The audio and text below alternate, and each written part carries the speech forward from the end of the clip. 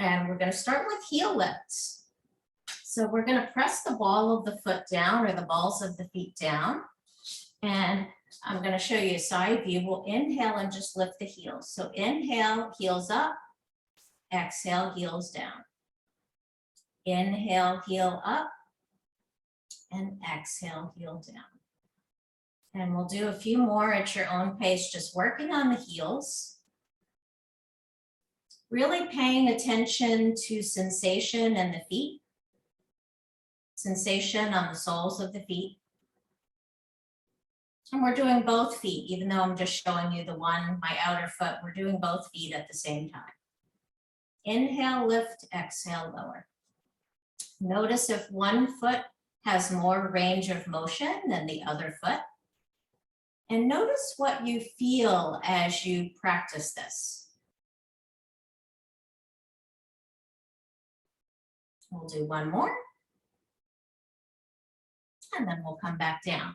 And now we're going to move into toe lifts. So we'll inhale and lift just the toes, not the front part of the foot, just the toes. So lift the toes up and spread them out. Really look down, spread them out as much as you can. See if any toes are too close, and notice if you can spread them out a little bit further. So that's that wider, creating that wider toe box. And then put the toes down, back down to the floor. And we'll inhale and lift the toes up and spread them out. And exhale, lower them back down. Inhale, lift and spread them out. And exhale, lower them back down. And inhale, spread them out. And exhale, lower them back down. We'll do one more. Inhale, lift them up and spread them out. And exhale, lower them back down. And just give them a little bit of a wiggle. And now we're going to work on the front part of the foot. So we'll inhale and lift. And exhale and lower. So heel stays on the floor. Inhaling the front part of the foot up. And exhale down. So working on dorsiflexion right now. Drawing the feet and the toes back toward us. I'll also mention when we talked about wearing shoes with a wider toe box and spreading out the toes, you can purchase things. I know there's a lot of things online, but even those little foam things, if you've ever had a pedicure, they separate the feet. Even using something like that when you're just sitting casually and just putting them around the toes will help to create that wider toe box and stretch out the feet. Also helps with bunions, because a lot of bunions are caused by feet that are just squashed too much. They don't have enough space. Inhale, lift, and exhale, lower. We'll do one more. Now we'll move into that pump. So we're going to go from the ball of the foot down, and then lift the front. So if you want to stand at any time, you can stand. Also, if you just want to see how it feels to do this standing up, you can do everything sitting down. But if you want to feel it standing up, feel free to do that anytime. As I always say, it's your practice, and we are exploring our feet. So in that process of exploring, maybe see how it feels. So this is that pumping motion that is sending blood back up toward the upper part of the body. We are pumping that gastrocnemius. Really nice to do if you've been sitting for a long period of time.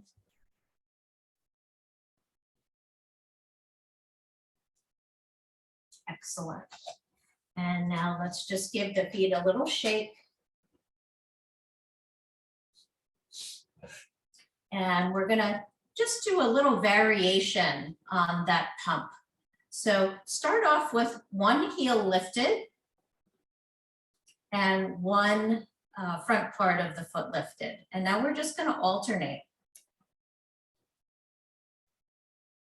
So going back and forth, you may have to look a little bit. It's a little bit of a brain teaser. Alternating.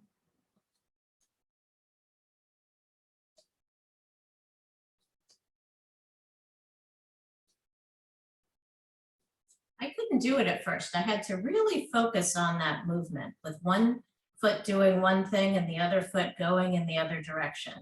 But it's really good for the brain to do this, not only for the feet, but for the brain as well.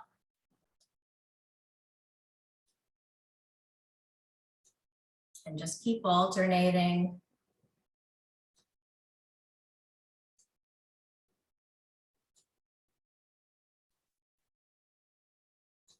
And we'll release, wiggle the feet out.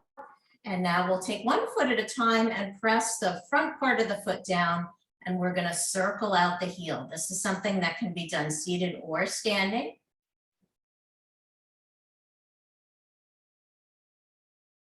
Breath is flowing as you're circling.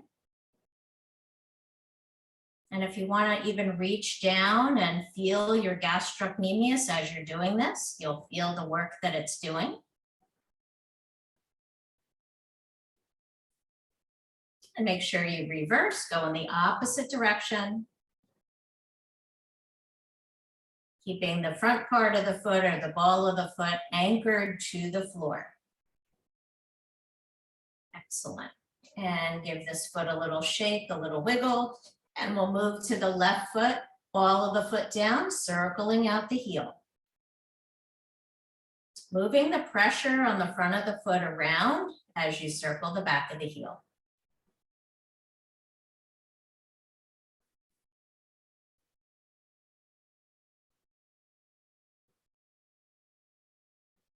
And now reverse.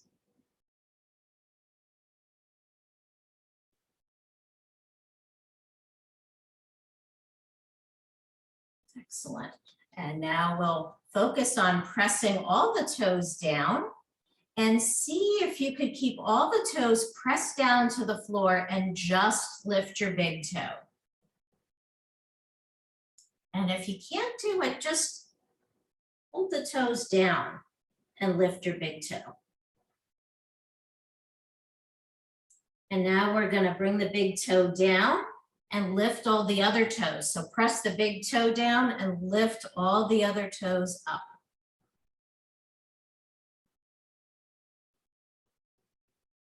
And now we're going to go back to pressing all the little toes down and lift just the big toe.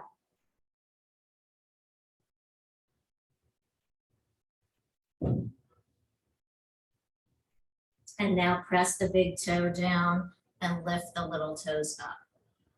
One movement may be easier than the other. I find that pressing my big toe down and lifting my other toes up is much easier. I have a more difficult time pressing all of my little toes down and just lifting my big toe.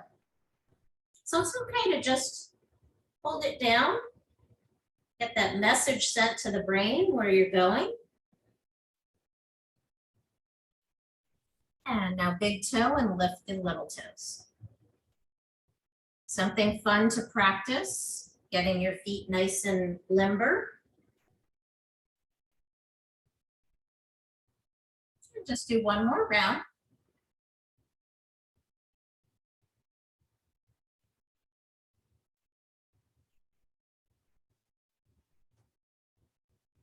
And now just wiggle the toes